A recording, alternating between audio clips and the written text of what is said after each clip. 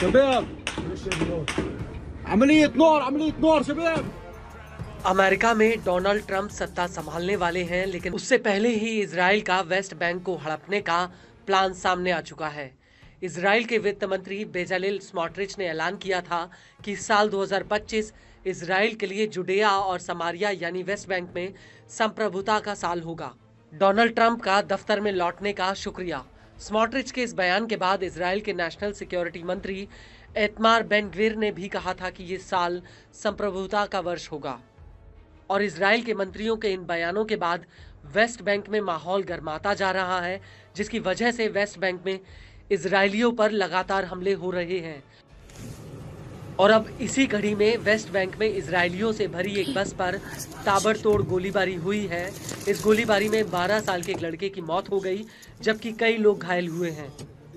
Israeli news agency times of Israel के मुताबिक यह बस जेरूसलम की तरफ आ रही थी, तभी जेरूसलम से कुछ ही दूर पर इस बस के ऊपर एक युवक ने गोलीबारी कर दी। वहीं इस हमले को लेकर इजरायली न्यूज एजेंसी हारेट्स का कहना है कि इस हमले में 3 अन्य लोग घायल भी हुए हैं।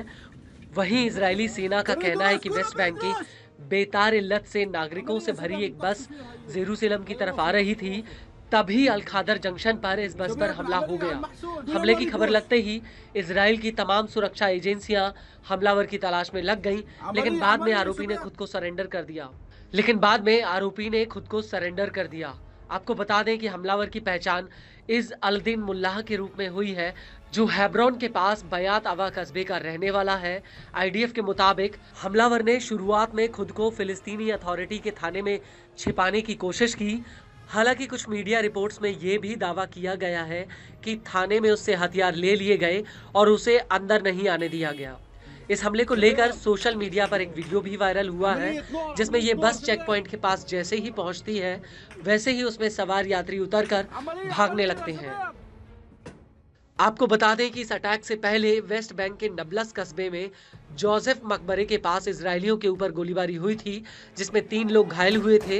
रिपोर्ट्स के मुताबिक ये लोग बिना एजेंसियों को सूचना दिए यहाँ पर घूमने आए थे। और इस हमले से पहले भी पिछले हफ्ते वेस्ट बैंक के दक्षिणी इलाके में एक युवक ने आईडीएफ के ऊपर कार चढ़ा दी थी, जिसमें एक सैनिक गंभीर रूप से घायल हुआ था। रिपोर्ट्स के मुताबिक इस युवक ने इजरायली पुलिस के ऊपर कार चढ़ा दी थी, जिसमें एक व्यक्ति घायल हुआ।